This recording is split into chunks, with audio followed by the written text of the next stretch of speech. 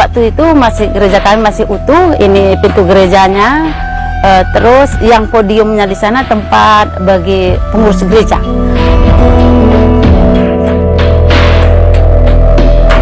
Di dalam 2 Tawarikh 7 ayat 14, firman Tuhan berkata, "Dan umatku yang atasnya namaku disebut merendahkan diri, berdoa, mencari wajahku, lalu berbalik dari jalan-jalannya yang jahat, maka aku akan mendengar dari surga dan mengampuni dosa mereka serta memulihkan negeri mereka." Bapak Ibu, ya, ini firman Tuhan yang sangat dahsyat, sangat luar biasa. Dan umatku yang atasnya namaku disebut merendahkan diri, berdoa, dan mencari wajahku, lalu berbalik dari jalan-jalannya yang jahat, maka aku akan mendengar dari surga dan mengampuni dosa mereka serta memulihkan negeri mereka. Jadi saudaraku, kita harus setiap hari ada dalam pertobatan. Kita harus benar-benar setiap saat, setiap waktu supaya kita berada di dalam pertobatan. Ormas datang dari simpang sana, jalan kaki semua. Nah, baru dihalau sama polisi.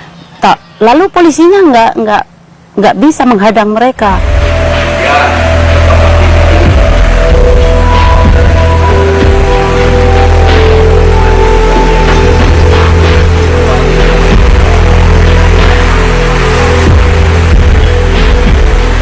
Tanggal 8 Oktober 2015 ada rapat untuk mengkaji secara hukum ya gereja-gereja mana saja yang sudah bisa mencukupi syarat. Namun tanggal 8 kita rapat, tanggal 13 tak terbendung lagi luapan emosi masyarakat yang dipicu oleh apa tadi?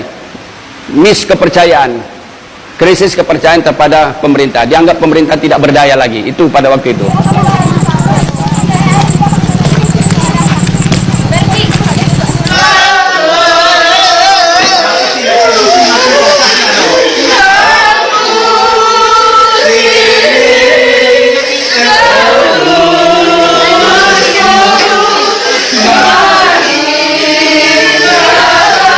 Inilah gereja GKPPD Sanggabru yang akan dieksekusi.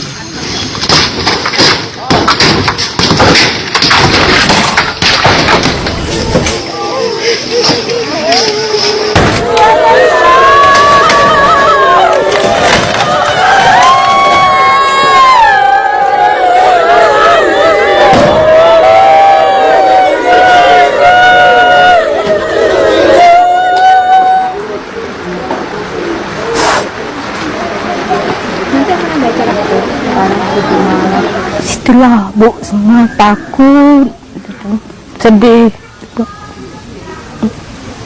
Datanglah semua orang itu, bawa alat, membongkar apa itu gereja itu. Kenapa nggak sedih Bu? Nggak ada lagi bekas kami apa, tempat kami beribadah.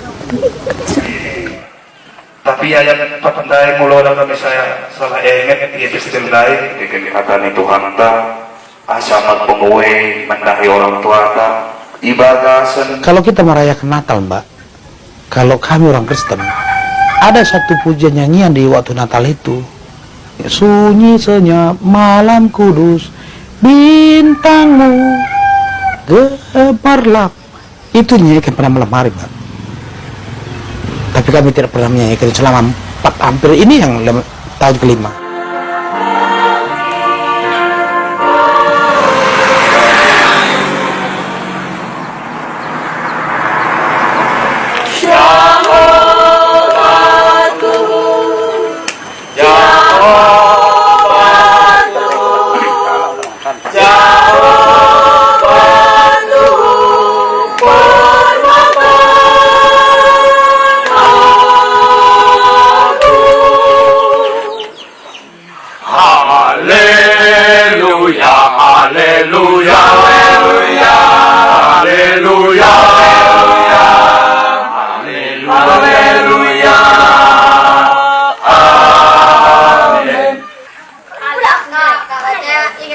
Jadi kalian datang harus semangat ya. Oke. Hari Yesus. Hari Yesus. Berdoa. Kami berdoa. Buat kedua orang tua kami. Kedua orang tua kami. Jagai mereka Tuhan. Jagai mereka Tuhan. memang sebenarnya kalau ibadah di gereja ini kendalanya banyak, seperti hujan, nyamuk. Apalagi kalau lagi musim panas, kan ini kan semua berdebu. Nanti anak-anak bilang, Kak banyak debu. Ya gimana, kita harus bisa lah mengapakan anak-anak. Ya mau kalau supaya nggak ada debu ya tenanglah, jangan digoyang-goyang kakinya. Itu yang jadi permasalahan. Allahu Akbar, Allahu Akbar, Allahu Akbar, Allahu Akbar.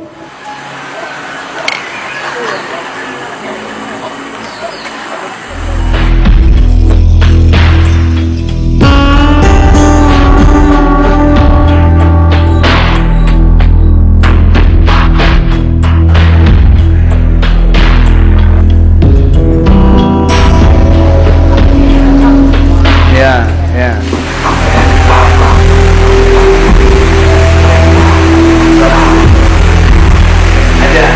Itu kalau pendukung tidak cukup, itu akan difasilitasi oleh Pemda. Jadi kita serahkanlah ke Pemda. Jadi rekomendasinya kita sajikan data, kemudian mengingat pasal sekian Pergub, Bupati mengambil keputusan atau kebijakan memfasilitasi. Kita udah serahkan semua, ya udah selesai itu, nggak diambil juga apa kebijakan gitu. Akhirnya terus berjalan, ya, orang tetap mengharapkan izin keluar. Ya kami bilang nggak bisa karena persyaratannya tidak terpenuhi. Tinggal bupati lagi nih mau nggak mengambil kebijakan.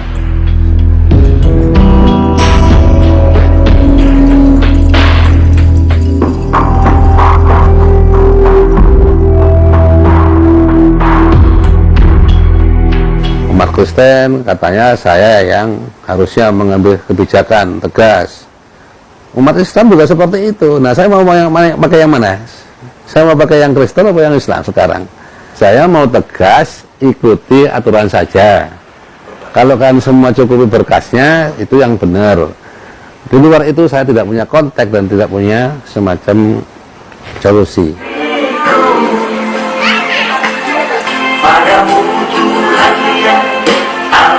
Sepakatan boleh. Nah, kita nggak harus ikat semua dengan Tuhan. Kalau memang mereka sepakat sudahlah, nggak usah pakai aturan lah. Kita nggak usah ikuti anulah persyaratan kita aja lah. Kita sepakat aja lah, kita semua umat Kristen dan umat Islam sepakat aja karena kita saudara. Umat Kristen sebenarnya minta apa sih? Minta gerejaku ditambahilah satu lagi misalnya kan. Umat Islam ya adalah kalau memang satu bolehlah ya, misalnya seperti itulah maunya. Nah, baru kita tinggal ikat aja dengan regulasi, dengan aturan kesepakatan, kan aman kan. Kalau mereka melakukan menambah, ya minta lagi seperti itu, minta lagi. Nah,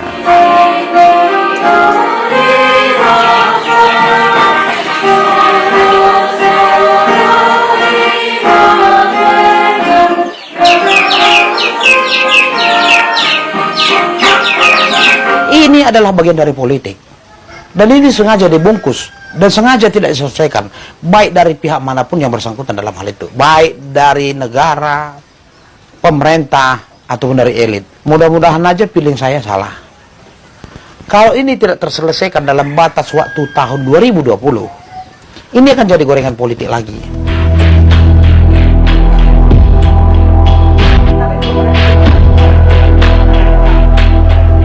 oh enggak lah, saya enggak. Nah, makanya saya bilang enggak lah. Saya enggak pernah untuk itu enggak lah. Mungkin kalau saya, mohon maaf, masih ingat ya, saya enggak pernah janji itu untuk janji ini supaya merangkul umat Islam, umat Kristen bisa memberi saya, enggak sih. Nah, tapi saya nyampe saya apa adanya. Kalau Bapak nanti menang bisa nggak selesaikan? Saya nggak janji ya, saya bilang. Tapi saya akan berusaha, kalau memang diberikan kepercayaan, saya akan berusaha secepat mungkin. Berusaha di tangan saya itu kasus kejadian pasca Covid 2015 ini bisalah selesai di tangan saya. Dan bisa menjadi kebanggaan. Oh ya, ternyata kasus ini selesainya sejarah mengukir di tangan Bupati Tulmusib, bisa selesai. Tapi ternyata sampai sekarang idaman itu belum bisa terselesaikan.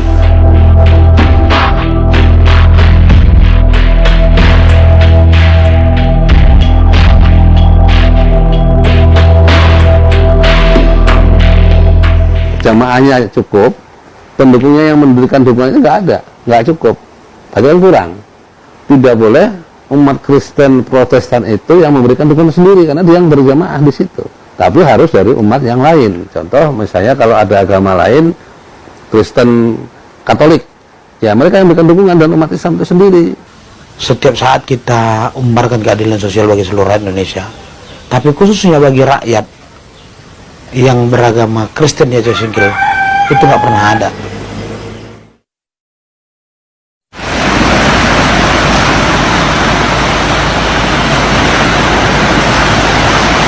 Haleluya, haleluya, haleluya. Assalamualaikum warahmatullahi wabarakatuh. Salam Aki.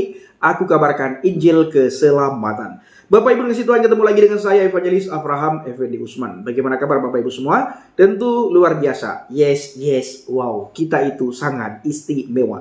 Nah, saudaraku, para pencinta Islam bahagia dan para pengikut Kristus yang setia.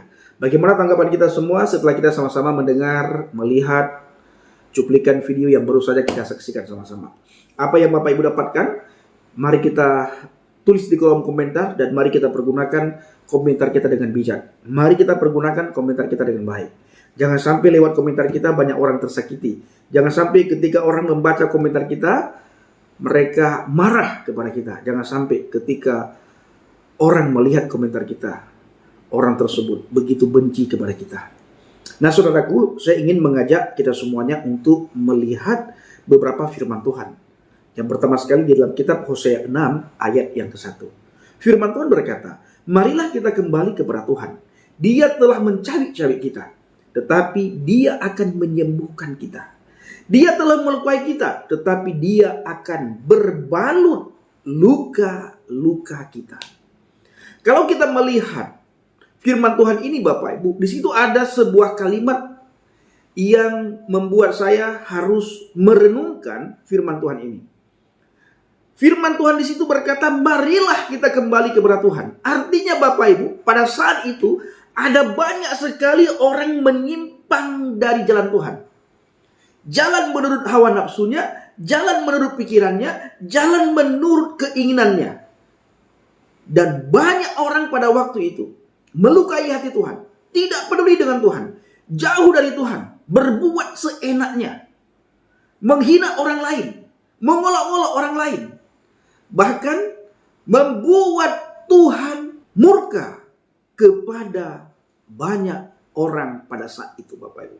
Sehingga Hosea berkata, marilah kita kembali kepada Tuhan. Banyak sekali orang-orang yang menyimpang dari jalan Tuhan. Banyak sekali orang-orang yang melakukan kejahatan. Banyak sekali orang-orang yang jauh dari Tuhan Bapak Ibu.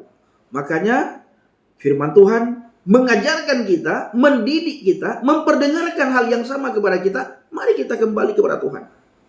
Kita lihat diri kita. Apakah diri kita ini jauh dengan Tuhan atau tidak? Atau kita benar-benar melekat dengan Tuhan? Maka firman Tuhan dalam perjanjian baru berkata, Bapak Ibu, engkau mengenal mereka dari buahnya, dan dari buahnya lah kita dikenal. Kita dekat dengan Tuhan atau tidak Bapak Ibu, itu dilihat dari sikap kita. Dilihat dari tingkah laku kita. Apakah tingkah laku kita itu tingkah laku yang selalu menyakiti orang lain? Tingkah laku yang jahat? Tingkah laku yang mabuk-mabukan? Tingkah laku yang huru-hara? Tingkah laku yang selalu menghina satu sama yang lain? Ini sangat dibenci oleh Tuhan Bapak Ibu. Menghina orang lain, menghakimi orang lain, menghasut, iri, dengki. Itu sangat melukai hati Tuhan. Ya, sangat melukai hati Tuhan. Dan Tuhan sangat murka kepada orang-orang yang melukai hatinya, yang menyimpang dari jalannya Bapak Ibu. Bahkan dikatakan apa? Di dalam kitab Hosea 6 ayat 1 ini Bapak Ibu, Dia telah mencabik-cabik kita, tetapi Dia akan menyembuhkan kita. Dia telah melukai kita, tetapi Dia akan membalut luka-luka kita. Ketika Tuhan murka terhadap kita Bapak Ibu, lalu kita tinggalkan segala kejahatan kita. Kita kembali kepada Tuhan. Tuhan, saudaraku, akan membalut luka-luka kita. Menyembuhkan kita dan membalut luka-luka kita. Nah, sekarang kita lihat ke dalam diri kita pribadi lepas pribadi. Apakah hari-hari ini kita jauh dengan Tuhan? Atau kita mengabaikan semua apa yang tertulis dalam Alkitab. Atau kita tidak mau tahu tentang apa yang Tuhan mau supaya kita lakukan. Kita tidak mau tahu. Acuh tak acuh. Kita berjalan menurut pikiran kita. Kita berjalan menurut nafsu kita. Kita berjalan menurut kedagingan kita. Kalau ini Bapak Ibu, saya ingin mengajak kita semuanya supaya kita kembali kepada Tuhan. Di dalam 2 Tawarikh 7 ayat 14, firman Tuhan berkata, "Dan umatku yang atasnya namaku disebut merendahkan diri, berdoa, mencari wajahku, lalu berbalik dari jalan-jalannya yang jahat, maka aku akan mendengar dari surga dan mengampuni dosa mereka serta memulihkan negeri mereka." Bapak Ibu. Ya. Ini firman Tuhan yang sangat dahsyat, sangat luar biasa. Dan umatku yang atasnya namaku disebut merendahkan diri, berdoa, dan mencari wajahku, lalu berbalik dari jalan-jalannya yang jahat, maka aku akan mendengar dari surga dan mengampuni dosa mereka, serta memulihkan negeri mereka. Jadi saudaraku, kita harus setiap hari ada dalam pertobatan. Kita harus benar-benar setiap saat, setiap waktu supaya kita berada di dalam pertobatan. Kalau kita merasa jauh dengan Tuhan, melakukan hal-hal yang jahat, melakukan hal-hal yang bisa melukai hati Tuhan, melakukan hal-hal yang membuat kita tidak dekat dengan Tuhan, mari saudaraku, tinggalkan segala kejahatan itu. Kembali kepada Tuhan. Kita yang kena musibah, kita yang kena bencana, ayo kita merenungkan. Kembali kepada Tuhan. Kita berdoa kepada Tuhan. Tuhan akan menyembuhkan luka kita, dan Tuhan Bapak Ibu akan membalut luka-luka kita. Jadi Tuhan itu Maha Pengasih dan Maha Penyayang. Dan Tuhan itu Bapak Ibu panjang sabar. Artinya Dia menunggu pertobatan kita. Apakah kita mau bertobat atau kita tidak mau bertobat. Mari kita renungkan. Apa yang sudah kita lakukan hari-hari ini? Mari kita renungkan. Apakah kita dekat atau jauh dengan Tuhan? Mari kita renungkan. Apakah kita peduli terhadap sesama atau kita abaikan, acuh tak acuh terhadap sesama? Tidak boleh Bapak Ibu. Orang percaya itu harus menjadi terang dan garam bagi dunia ini. Dimanapun kita berada, kita harus menjadi terangnya Tuhan. Kita harus menjadi garam. Di mana kita berada Bapak Ibu. Maka kita harus berdoa supaya orang-orang yang berada di dalam kegelapan, mereka bisa datang kepada terangnya Tuhan. Di dalam kitab Maliaki 3 ayat 7, firman Tuhan berkata, "Kembalilah kepadaku, maka aku akan kembali kepadamu." Firman Tuhan semesta alam. Jadi saudaraku, janji Tuhan untuk kembali jika umat kembali. Nah, saudaraku dikasih Tuhan, kita ingin di Indonesia ini terjadi pertobatan besar-besaran. Orang harus benar-benar bertobat. Kembali kepada Tuhan, tinggalkan jalan-jalannya yang jahat, dan mulai mencari wajah Tuhan. Baik saudaraku, kiranya video ini bisa menjadi berkat bagi kita semuanya dan bisa memberikan satu motivasi kepada kita sehingga kita setiap saat ada di dalam pertobatan dan setiap saat kita mencari wajah Tuhan. Carilah aku selama aku berkenan dan selama Tuhan bisa kita temui Bapak Ibu. Mari kita cari Tuhan. Apabila waktunya nanti sudah selesai, kita mau jungkir balik pun Bapak Ibu, Tuhan sudah tidak peduli lagi. Jadi selama Dia berkenan, mari kita cari Tuhan. Datang kepada Tuhan. Kita orang Kristen harus selalu berada di dalam pertobatan. Jangan sibuk dengan judi, jangan sibuk dengan mabuk-mabukan, jangan sibuk dengan huru-hara, dan jangan sibuk dengan hal-hal duniawi. Tetapi mari kita sibukkan diri kita dengan pekerjaan-pekerjaan yang di atas yang Tuhan inginkan. Ketika saya berbicara begini, bukan berarti Bapak Ibu kita tidak boleh bekerja. Kalau kita tidak boleh bekerja, apa yang kita makan? Salomo berkata, "Wahai pemalas, belajarlah kepada semut, lihatlah lakunya, dan jadilah bijak, lihatlah lakunya." Itu kata Salomo. Jadi orang malas itu harus bekerja. Bahkan Alkitab mengajarkan kepada kita, orang malas tidak boleh dikasih. Orang malas tidak boleh dikasih makan. Tapi Bapak Ibu dikasih Tuhan, jangan pernah kita lupakan Tuhan. Sesibuk apapun kita, sehebat apapun kita, ingat Tuhan. Pekerjaan apapun yang kita lakukan, ingat Tuhan. Dimanapun kita berada, ingat Tuhan. Dengan siapapun kita bertemu, ingat Tuhan Bapak Ibu. Tuhan itu baik. Dia menunggu kita datang, maka dia akan datang. Itu firman Tuhan di dalam kitab Maliaki 3 ayat 7. Kembalilah kepadaku, maka aku akan kembali kepadamu. Firman Yahweh semesta alam. Terima kasih. Selamat menyambut Natal bagi kita semuanya. Kiranya damai, sukacita Natal selalu menghiasi hari-hari kita. Shalom alaikum bishim hamasiah. Salam Aki. Aku kabarkan Injil keselamatan. Bapak Yahweh bishim Adonai Yesus Hamasiah. Ruah Kudus memberkati kita semua. Haleluya. Amin. Salam Muhtadin. Terima kasih.